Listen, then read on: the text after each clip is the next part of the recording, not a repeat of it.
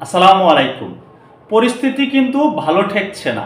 আগামী 13ই নভেম্বর ঢাকা শহরে বড় কিছু ঘটে যাওয়ার সম্ভাবনা দেখা দিয়েছে। অনেকেই আশঙ্কা করছে হয়তো 13ই নভেম্বর ঢাকা শহরে বড় কিছু ঘটে যেতে পারে, অঘটন ঘটে যেতে পারে। ইতিমধ্যে হয়তো আপনারা অবগত আছেন, 13ই নভেম্বর ঢাকা শহর লকডাউন ঘোষণা করেছে। কার্যক্রম নিষিদ্ধ আওয়ামী লীগের পক্ষ থেকে ঘোষণা করা হয়েছে গাড়ির চাকা চলবে না, দোকানপাট খুলবে না, কোনো অফিস আদালত খুলবে না, একেবারে পুরোপুরি লকডাউন করে দেওয়া হবে ঢাকা শহর রাজধানী। এই নিয়ে ইতিমধ্যে আওয়ামী লীগের পক্ষ থেকে বিভিন্ন বিবৃতি দেওয়া হচ্ছে। এই বিষয়টি নিয়ে আওয়ামী লীগের পক্ষ থেকে বিভিন্ন হুঁশিয়ারি বিবৃতি প্রকাশ করা হচ্ছে। আপনাদের সামনে আমি একটা প্রতিবেদন তুলে ধরছি। ইউনূস সরকারের পতনের দাবিতে 13ই নভেম্বর ঢাকা লকডাউনের হুঁশিয়ারি আওয়ামী লীগের। ডক্টর ইউনূসের নেতৃত্বাধীন অন্তর্বর্তীকালীন সরকারের পতনের দাবিতে কঠোর আন্দোলনের ইঙ্গিত দিয়েছে ক্ষমতাচ্যুত বাংলাদেশ আওয়ামী লীগ।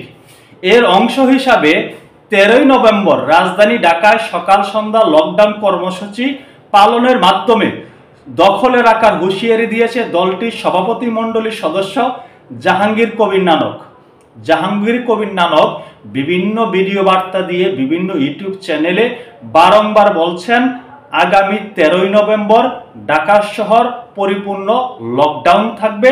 তিনি হুঁশিয়ারি দিচ্ছেন কোনো অবস্থাতেই ঢাকা শহরে গাড়ি ঘোড়া চলবে না, দোকানপাট খুলবে না, কোনো অফিস আদালত চলবে না, এবং ঢাকার শহরের জনসাধারণকে অনুরোধ করছে একটা দিন তাদের জন্য স্যাক্রিফাইস করার জন্য।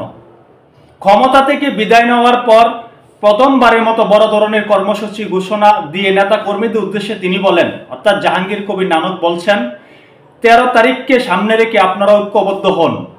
ঢাকায় আমরা 13 তারিখে লকডাউন দিয়েছি, লকডাউন সকাল সন্ধ্যা লকডাউন।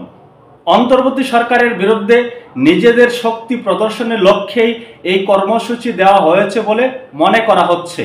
জাহাঙ্গীর কবির নানক আরো বলেন, 10 তারিখ থেকে 10, 11, 12 দেশব্যাপী বিক্ষোভ মিছিল এবং 13 তারিখ যেন রাজধানী ঢাকা শহর আমাদের দখলে থাকে, জয় বাংলার দখলে থাকে। রাজনৈতিক পট পরিবর্তনের পর এটি হতে যাচ্ছে আওয়ামী লীগের বড় ধরনের রাজপথের কর্মসূচি। বিশ্লেষকরা বলছেন এই ঘোষণার মধ্য দিয়ে দলটি অন্তর্বর্তীকালীন সরকারের বিরুদ্ধে সরাসরি সংঘাতের বার্তা দিচ্ছে। এই কর্মসূচিকে কেন্দ্র করে রাজধানী সহ সারা দেশে নতুন করে রাজনৈতিক উত্তেজনা ছড়িয়ে পড়ার আশঙ্কা দেখা দিচ্ছে। ক্ষমতা থাকাকালে বিরোধী দলগুলোর ডাকা অবরোধ বা হরতালের বিরোধিতা করলেও এবার নিজেরাই লকডাউনের মতো কর্মসূচি ডাক দেওয়ার বিষয়টি রাজনৈতিক অঙ্গনে ব্যাপক আলোচনা জন্ম দিয়েছে। এই কর্মসূচি সফল করতে আওয়ামী লীগ ও তার সহযোগী সংগঠনগুলো কতটা সাড়া ফেলবে এবং অন্তর্বর্তীকালীন সরকার কিভাবে তা মোকাবেলা করবে তার উপরে দেশের আগামী দিনের রাজনৈতিক পরিস্থিতি নির্ভর করছে বলে মনে করছেন অনেক রাজনৈতিক বিশ্লেষক। আমার কাছেও মনে হচ্ছে আওয়ামী লীগের সভানেত্রী বা জাহাঙ্গীর কবির নানক যে আহ্বানটি করেছেন আগামী 13 তারিখ রাজধানী ঢাকা লকডাউন, আমার কাছে কেন জানি মনে হচ্ছে এটা আওয়ামী লীগ নেতা কর্মীদেরকে টেস্ট করা হচ্ছে, তাদের পরীক্ষা নেওয়া হচ্ছে, তারা কত দূর পর্যন্ত এগোতে পারে, তারা কিভাবে রাজপথ কম্পিত করতে পারে, এটা পরীক্ষামূলক হতে পারে।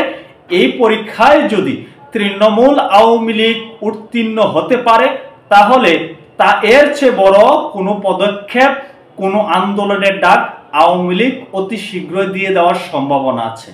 আর সেটি হতে পারে সরাসরি বাংলাদেশের অন্তর্বর্তী সরকারের প্রধান উপদেষ্টা প্রফেসর ডক্টর ইউনূসের বাসভবন যমুনা।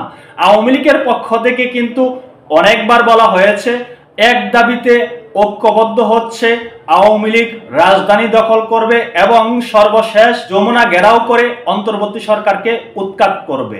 তারই লক্ষ্যে এই যে কর্মসূচি সেটা কতটুকু সফল হয় সেটা কিন্তু তৃণমূল আওয়ামী লীগের উপর নির্ভর করছে। আমার কাছে মনে হচ্ছে এই যে জাহাঙ্গীর কবির নানক বারংবার বলছেন, বিভিন্ন ভিডিও বার্তা দিচ্ছেন, এখন এটি সোশ্যাল মিডিয়াতে একেবারে সয়লাব। আমাদের বাংলাদেশের বেশ কিছু পত্রিকাতে এটি প্রকাশ করা হচ্ছে এবং বিরোধী মতাদর্শের, আওয়ামী লীগ বিরোধী মতাদর্শের যে সকল রাজনৈতিক দল আছে তাদের মধ্যেও কিন্তু একটা উত্তেজনা কাজ করছে, তাদের মনের মধ্যেও একটা আশঙ্কা কাজ করছে। আসলেই আওয়ামী লীগ কি করতে যাচ্ছে? আমরাও দেখার অপেক্ষায় রইলাম। হয়তো 13 তারিখ আমরা দেখতে পাবো। তবে অনেকেই আশঙ্কা করছে, অনেক রাজনৈতিক বিশ্লেষকরা মনে করছে হয়তো আগামী 13 তারিখ 13ই নভেম্বর রাজধানীতে বড় একটি অঘটন ঘটে যেতে পারে, সম্ভাবনা আছে। সকলে ভালো থাকবেন। আল্লাহ হাফেজ।